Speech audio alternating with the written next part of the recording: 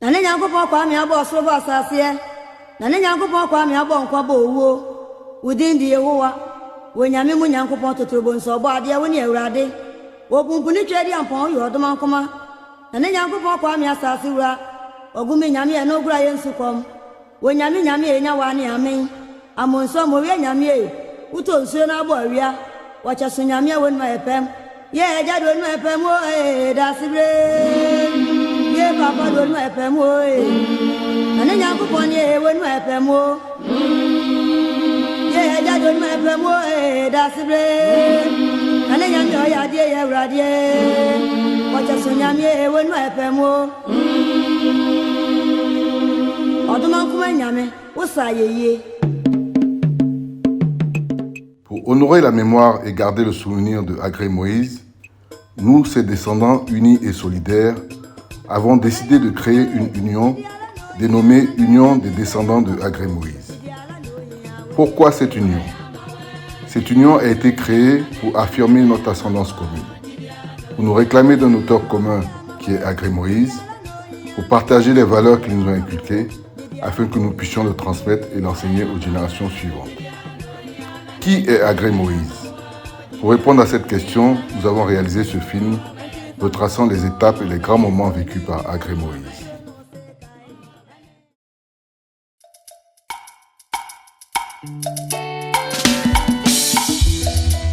Agré Moïse Oyeman est né à Benin, une localité située dans la région occidentale de la Gold Coast.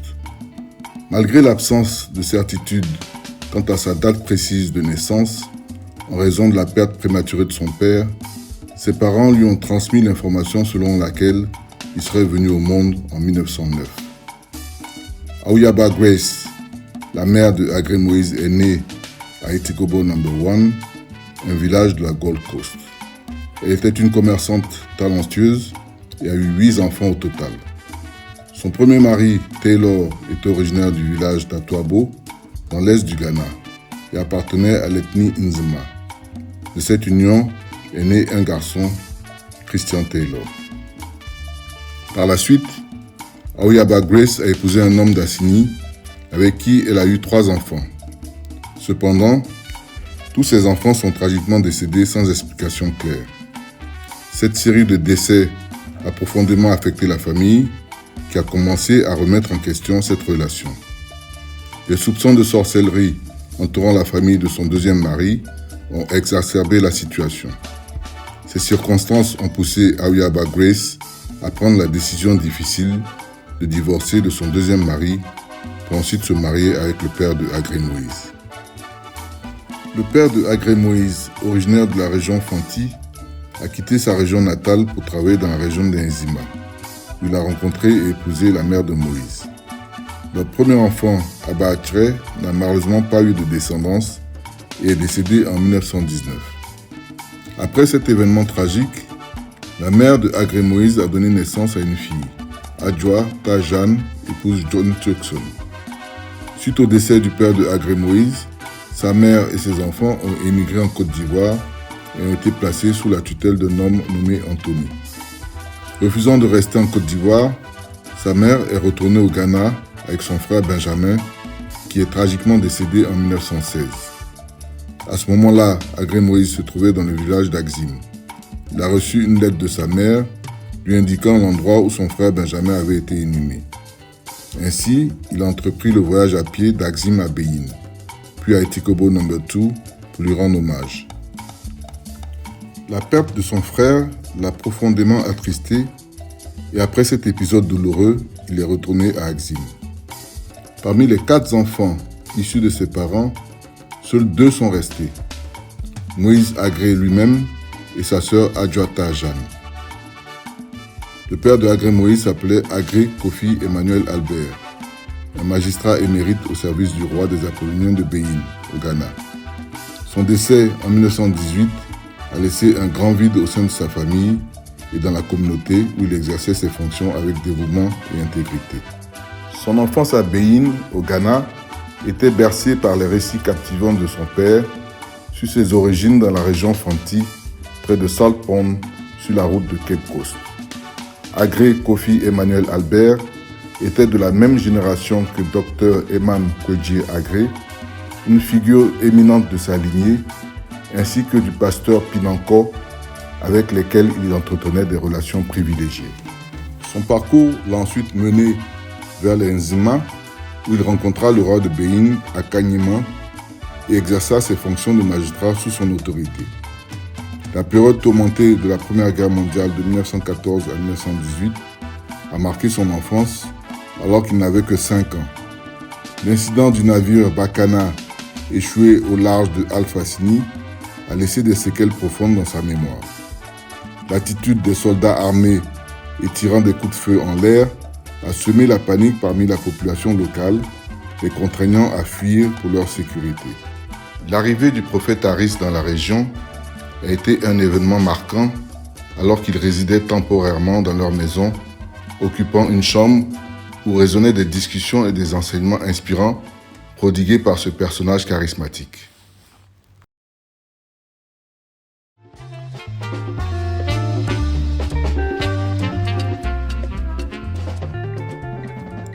En 1918, Agré Moïse, âgé de 8 ans, a été contraint de quitter le Ghana après le décès de son père.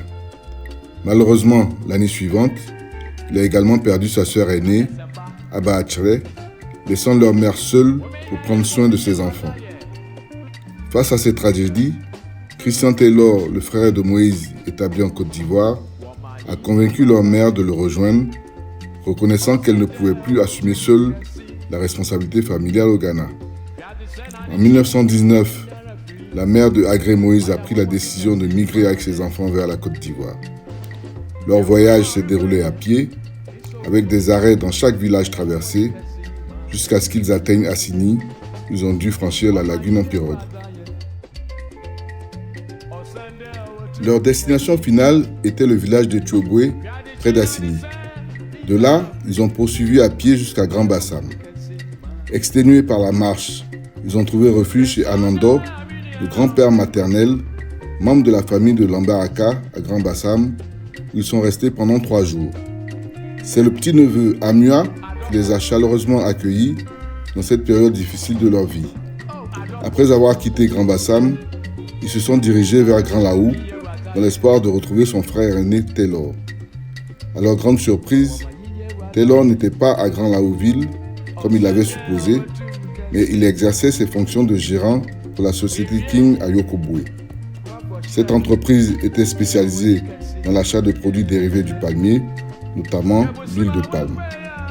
À cette période, Taylor était déjà marié, mais n'a pas eu d'enfant. Par la suite, il fit la connaissance d'une autre femme d'Ida, avec laquelle il se maria et fonda une famille qui s'agrandit avec l'arrivée de 3 enfants.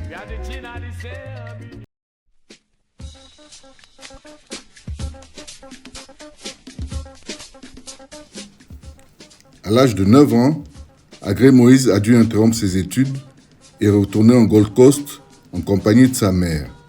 Ils se sont installés à Axim, une ville où il a poursuivi sa scolarité sous la tutelle d'un homme surnommé Vieux Hucher.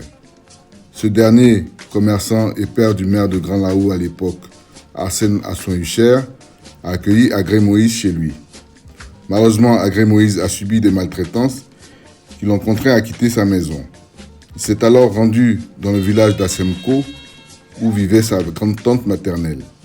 Par la suite, il s'est dirigé vers Alf Assini, où il est resté pendant 6 mois, entre 1922 et 1923. Sa mère lui a finalement envoyé de l'argent pour le transport, afin qu'il la rejoigne à Grand Laou.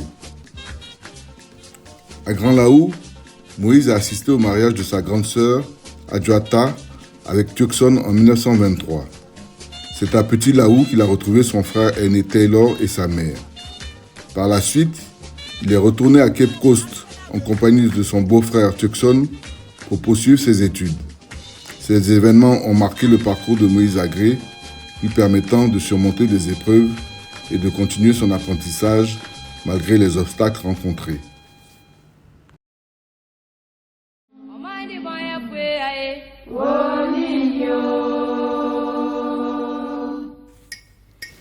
En 1925, Moïse Agré a été informé de la grave maladie de sa mère.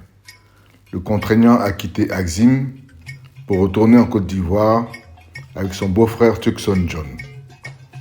Ils ont embarqué sur un bateau en direction de la Côte d'Ivoire, mais à leur arrivée à Grand Lahou, sa mère était déjà décédée malgré les soins prodigués.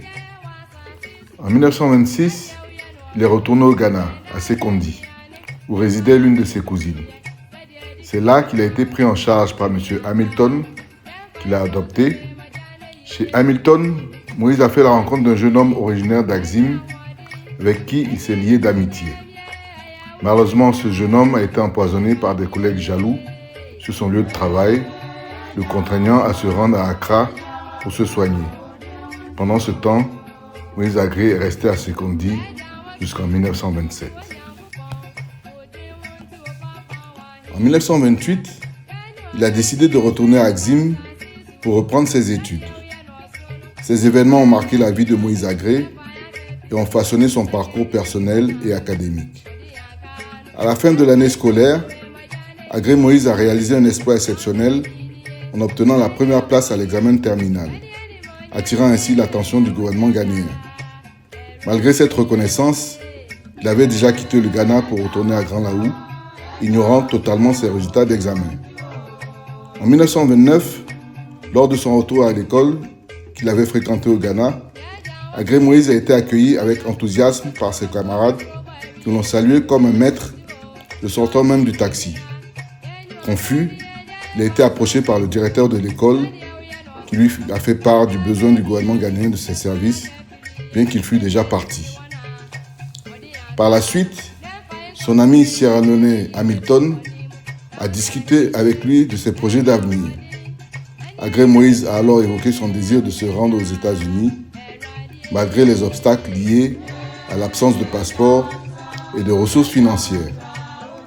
Hamilton a tenté de le dissuader, proposant de rester ensemble. Malgré ces difficultés, Agré Moïse était déterminé à trouver une solution. Quelque temps après, Agré Moïse s'est rendu en Côte d'Ivoire pour retrouver son grand frère Taylor qui lui avait promis de financer son voyage aux États-Unis une fois la récolte de café-cacao terminée. Il est ainsi retourné en Côte d'Ivoire, prêt à entamer une nouvelle étape de sa vie, déterminé à réaliser son rêve américain.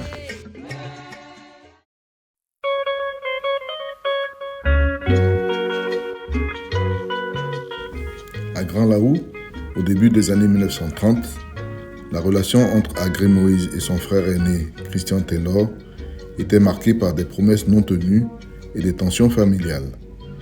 Taylor, propriétaire de plantation à Bakanda, avait promis de financer le voyage de Agré Moïse aux États-Unis après la récolte du café-cacao, mais n'a pas honoré cet engagement. Contraint de chercher du travail, Agré Moïse s'est rendu à Woodin, où il a été confronté à des questions sur son expérience professionnelle inexistante. Malgré son jeune âge, Agré Moïse a décidé de travailler sur la plantation de son frère à Bakanda pour une année avant de retourner à Grand Lahou pour les festivités de fin d'année. Son refus de revenir à Bakanda après une demande de son frère aîné a provoqué un conflit familial.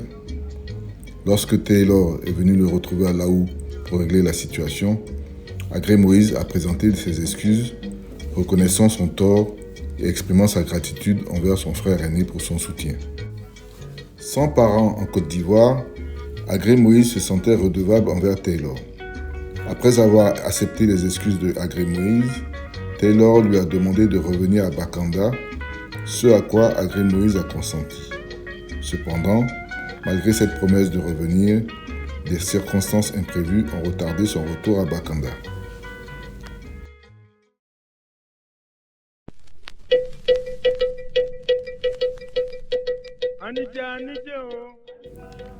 En 1932, Mensa, un employé de la Compagnie française de la Côte d'Ivoire, CFCI, s'est rendu chez Agré Moïse pour lui proposer une opportunité d'emploi à Abidjan. À son arrivée dans la capitale ivoirienne, Agré Moïse a été accueilli au bureau du comptable de la CFCI. Malgré sa jeunesse, il a été recruté pour rejoindre l'entreprise. Sa première mission l'a conduit à Agnibilekro, où il a été chargé de réaliser des inventaires. C'est là qu'il a rencontré un compatriote qui l'a chaleureusement accueilli et offert des vêtements. Plus tard, Moïse Agré a été transféré à Abengrou pour travailler sous les ordres de Zagbayou, un individu paresseux et alcoolique. Agré Moïse a pris en charge l'ensemble des tâches à sa place. En guise de premier salaire, Zagbayou lui a remis 500 francs, une somme considérable à l'époque qui lui a donné l'impression d'être riche. Après 1 an à Abidjan, il a été promu à un nouveau poste. Les journées de travail étaient longues, débutant tôt le matin et se prolongeant jusqu'à 22 heures. Épuisé en rentrant chez lui, Agré Moïse se nourrissait d'atiké chaque soir. Son travail s'étirait jusqu'à 5 heures du matin, alors qu'il accomplissait les tâches de ses collègues dahoméens paresseux.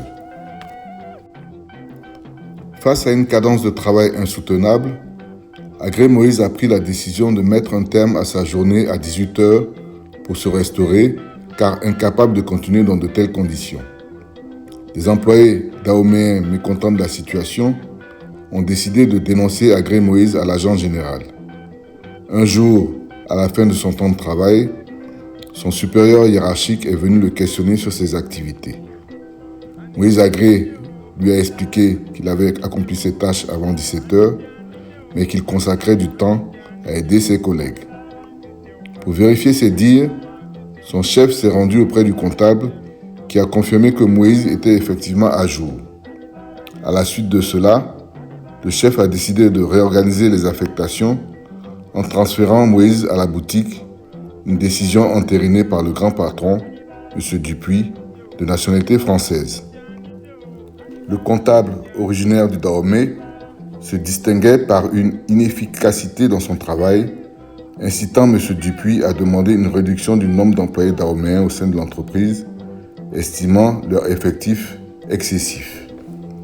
À la surprise de Agré Moïse, les employés dahoméens se sont mobilisés pour rencontrer M. Dupuis et l'ont accusé d'avoir comploté pour favoriser le départ de leur compatriote, entraînant son licenciement par la suite.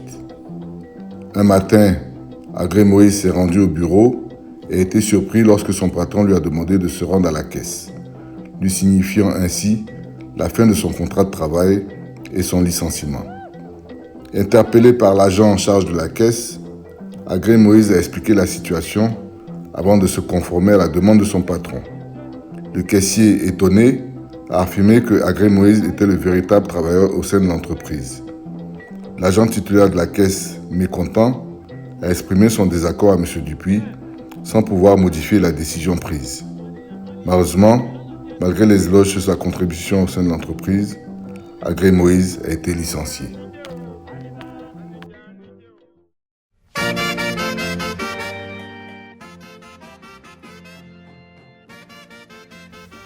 Après avoir cherché du travail à CFAO, Agré Moïse a été rappelé à la fin du mois. Plutôt que de rentrer immédiatement, il a décidé de se rendre à Grand Laou pour rendre visite à ses parents. Là-bas, il a découvert que la femme de son frère aîné Christian Taylor était gravement malade. Par compassion, Agré Moïse a pris la responsabilité de remplacer Taylor dans son travail afin qu'il puisse rester auprès de sa femme. Malheureusement, malgré tous ses efforts, la santé de la femme de Taylor s'est détériorée et elle est décédée. C'est ainsi que Agré Moïse s'est retrouvé à Divo en 1933, après avoir fait la preuve d'une grande solidarité familiale. Son frère, Christian Taylor, qui travaillait pour la compagnie Kong, aurait dû gérer les achats de produits, mais il n'est jamais revenu, laissant Agré Moïse dans une situation financière précaire. Épuisant toutes ses économies à Divo, Agré Moïse s'est retrouvé sans ressources pour retourner à Grand Laou. Dans ce contexte difficile, Agré Moïse a rencontré Ando, un habitant du village à qui il s'est confié. Celui-ci lui a conseillé de se rendre à Lakota pour trouver du travail et gagner de l'argent afin de surmonter ses difficultés. Suivant les conseils d'Ando, Agré Moïse a sollicité l'aide d'un riche Apollonien de Divo. Il lui a exposé sa situation et lui a demandé un prêt pour se rendre à Lakota et participer au commerce du café cacao en proposant de partager les bénéfices. Par chance, l'Apollonien a accepté l'offre de Agré Moïse. Et lorsque Agré Moïse a mentionné qu'il avait besoin d'au moins 1000 francs pour son projet, l'Apollonien lui a remis 500 francs, expliquant que c'était tout ce qu'il pouvait lui donner. Face à cette situation inattendue, Agré Moïse a pris une décision courageuse. Il a écouté son intuition et a accepté l'argent tel quel, sans aucune hésitation. Avec ses 500 francs en poche, Agré Moïse s'est dirigé vers Lakota, confiant en sa capacité à réussir, malgré les obstacles, grâce à sa détermination et sa foi en la providence. Lors de son arrivée à Lakota, Agré Moïse a été recommandé à John Amisha pour faciliter ses démarches. Le marché local était animé, proposant une variété de produits des 7 cantons de la région, tels que le cacao, le café et la cola. Toti, un jeune Dida, a manifesté son intérêt pour l'achat de produits auprès d'Agré Moïse. Suite à cela, Agré Moïse a exprimé le besoin de rencontrer le commandant. En compagnie de Toti, Agré Moïse s'est ensuite rendu au bureau du commandant pour discuter des modalités de vente de produits. Cette rencontre illustre la volonté de Toti d'établir des relations commerciales et la nécessité pour Agré Moïse de consulter le commandant pour finaliser cette transaction. La patente s'élevait à 250 francs, laissant Agré Moïse avec seulement 250 francs sur les 500 qu'il possédait. Le commandant lui a conseillé d'acheter les produits avant de régler la patente. De retour sur le marché, John Amisha a refusé de l'héberger, le renvoyant. Agré Moïse s'est alors tourné vers M. Aka, un habitant du quartier Djoula, qui lui a aimablement offert l'accès à sa cour pour ses achats. Aka a rapidement rassemblé 3,5 tonnes de cacao grâce à l'intervention des vendeurs. Ayant épuisé ses fonds, Agré Moïse a informé les vendeurs de son départ imminent pour Divo afin d'obtenir des fonds pour régler ses dettes. Des tensions sont apparues avec les Dida, mais l'intervention d'un inconnu, ami de son frère Taylor, a apaisé la situation. Agré Moïse a remis des reçus aux vendeurs et loué un camion pour se rendre à Divo. À Divo, il a réussi à vendre tous les produits à la SCOA.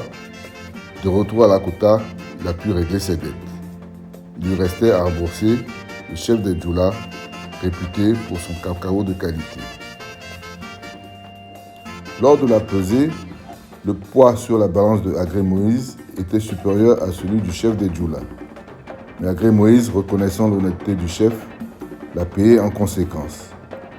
Enthousiaste, le chef des Djoula a encouragé ses compatriotes à fournir à Agré Moïse leurs produits, soulignant son intégrité. Les Djoula ont alors commencé à lui vendre exclusivement leurs marchandises, malgré quelques incidents de malhonnêteté. Un individu malhonnête a tenté de tromper Agré Moïse, en mélangeant du sable à son cacao pour augmenter le poids de sa récolte, mais son stratagème a été découvert et a eu des conséquences sévères pour lui. Après moins de 2 semaines d'activité prospère, John Amisha, motivé par la jalousie, a dénoncé Agré Moïse à celui qui lui avait prêté les 500 francs initiaux. Il a semé le doute quant à la probité financière de Agré Moïse en le persuadant d'utiliser l'argent pour des fins frivoles. Le lendemain, Agré Moïse s'est rendu au village pour rencontrer son bienfaiteur initial. Après explication, ce dernier a réalisé la manipulation dont il avait été victime, laissant Agré Moïse le rembourser tout en réalisant un bénéfice de 1000 francs. Agré Moïse a ainsi réglé sa dette envers son bienfaiteur, conservant 500 francs de bénéfice. Un ressortissant Fanti nommé Brown, père de Kwanza de Divo, a remis à Agré Moïse 3500 francs pour lui permettre de poursuivre ses achats de produits jusqu'à la fin du mois. Agré Moïse s'approvisionnait chez Aka en toute tranquillité. Approchant de la traite, Agré Moïse a décidé d'ouvrir sa propre boutique sur place, abandonnant l'idée de retourner à Grand Laou. Avec l'aide de Fofana, un Djoula, il a obtenu une maison avant de se rendre à Abidjan. Effectuant des déplacements fréquents à Abidjan, Agré Moïse acquérait des produits prisés des Djoula pour les revendre dans sa boutique à Divo. Il a fait appel à Sniper, un jeune fanti, pour gérer la boutique, tandis qu'il cherchait des produits dans les villages. Lors d'un voyage à Abidjan, Agré Moïse a rencontré M. Dupuis qu'il avait renvoyé de la SCFCI. Il lui a annoncé sa reconversion en commerçant, mentionnant l'achat d'une voiture Peugeot. Dupuis l'a encouragé et offert une bouteille de Gordon Gin en signe de soutien.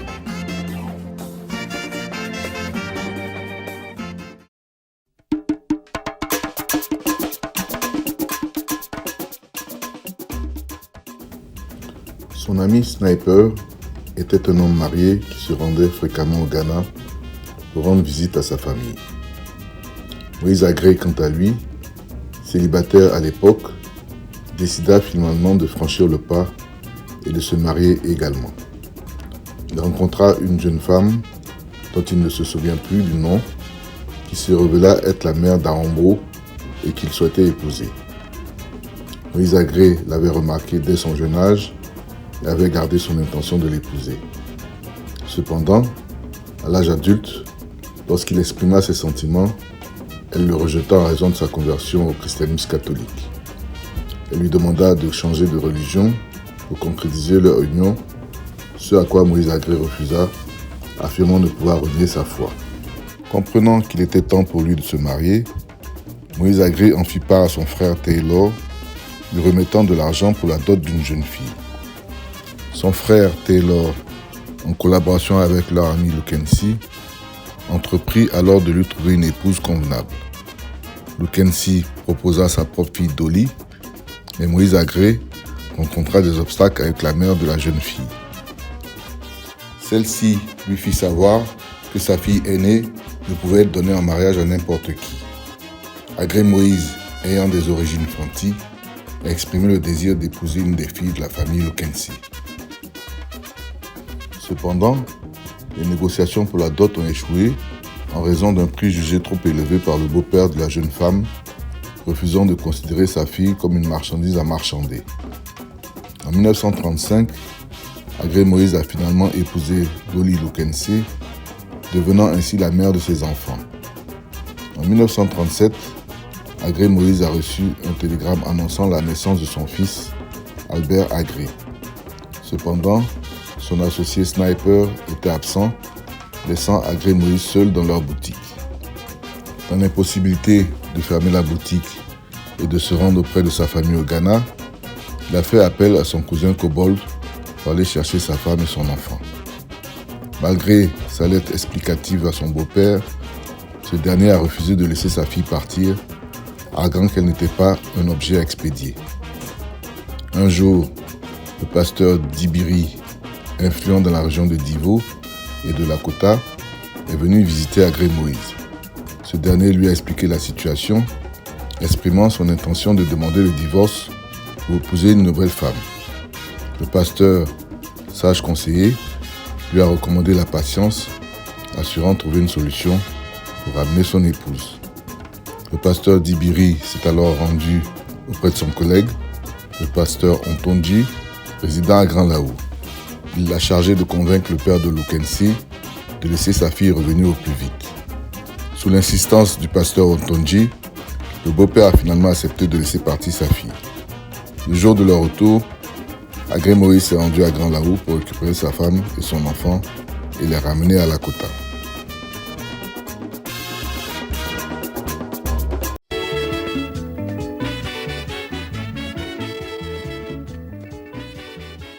En 1939, Agré Moïse résidait à Oumé avec son fils Albert Agré, né en 1937. À cette époque, Agré Moïse s'impliquait activement dans des activités religieuses, notamment en collaborant avec le pasteur Chapman pour établir une maison de prière nommée Évangélisation Croisade. Ce lieu de culte improvisé, situé au marché en face de sa boutique, attirait les curieux et marquait le début de l'engagement d'Agré Moïse dans l'évangélisation. Durant cette période, Agré Moïse se rendait à Lakota pour se procurer des livres de cantiques religieux et des Bibles contribuant ainsi à la fondation de l'église d'Oumé.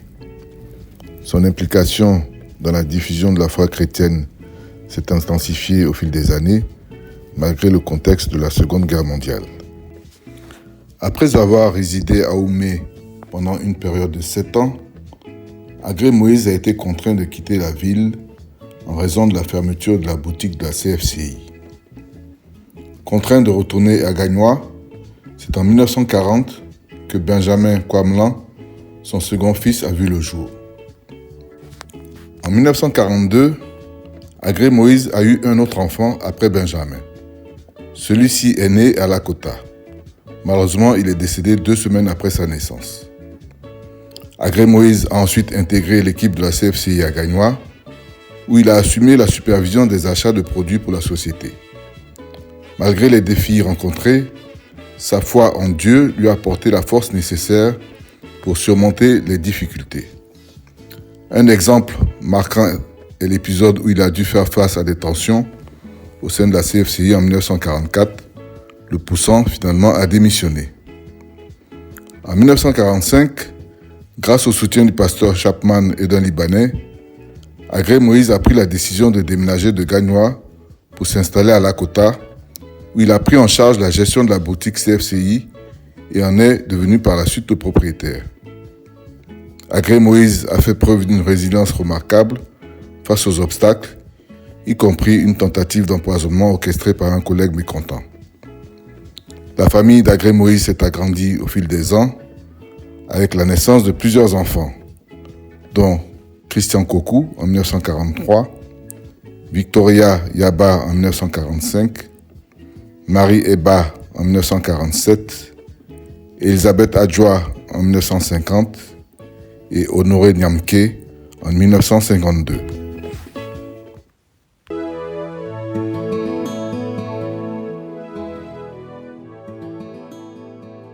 Un jour, la femme de Moïse Agré s'est rendue à Nyambézaria, un canton de Lakota, pour vendre ses affaires sur un chantier appartenant aux exploitants forestiers.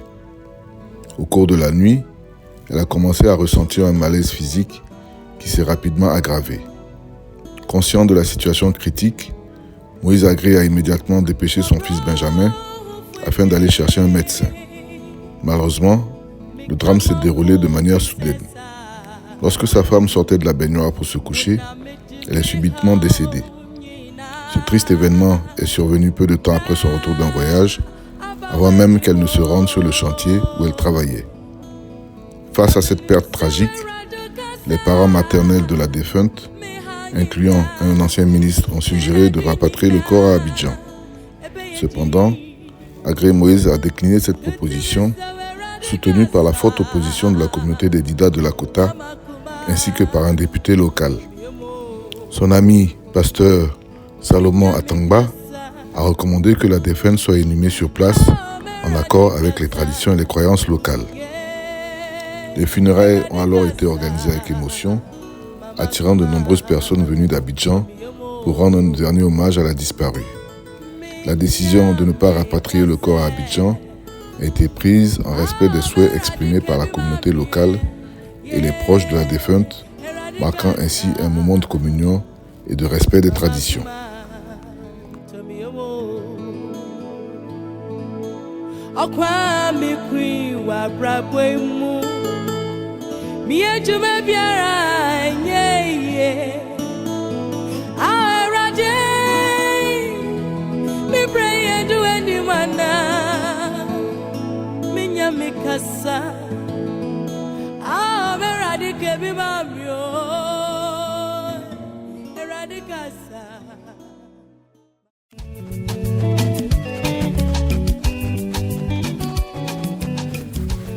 Agré Moïse était un homme de foi profonde, dont l'engagement envers la communauté chrétienne méthodiste était exemplaire. Son rôle dans la construction de l'église méthodiste de Lakota en 1968 a contribué au rayonnement de la foi chrétienne dans la région. Sa foi l'a également guidé dans ses relations interconfessionnelles, renforçant ainsi les liens entre différentes communautés religieuses. Après 54 ans, beaucoup de nos parents sont passés. Ils n'ont pas pu faire cette dédicace. C'est un jour heureux pour Lakota de bénir ce temple, Motabor.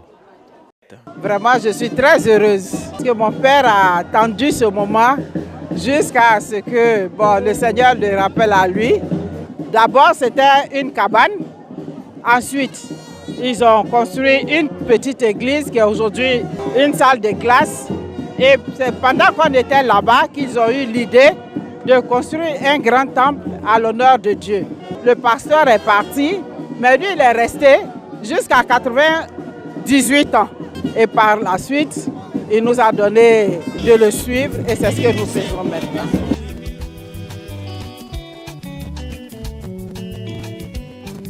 Sur le plan professionnel, Agré Moïse était reconnu pour son intégrité et son dévouement. Sa longue expérience en tant que trésorier d'organisation locale témoigne de sa fiabilité et de ses compétences en matière de gestion financière. Son implication dans les luttes syndicales et politiques avant l'indépendance de la Côte d'Ivoire souligne son attachement profond envers sa communauté et son pays. En tant que membre influent du syndicat des transporteurs des voyageurs et des marchandises ainsi que du PDCI-RDA, il a défendu avec passion les intérêts des commerçants de Lakota, ce qui lui a valu d'être décoré de la médaille de chevalier de l'Ordre national en raison de son engagement envers le développement de sa commune et du département. Au sein de sa famille, Agré Moïse avait à cœur de préserver l'héritage familial et les traditions ancestrales.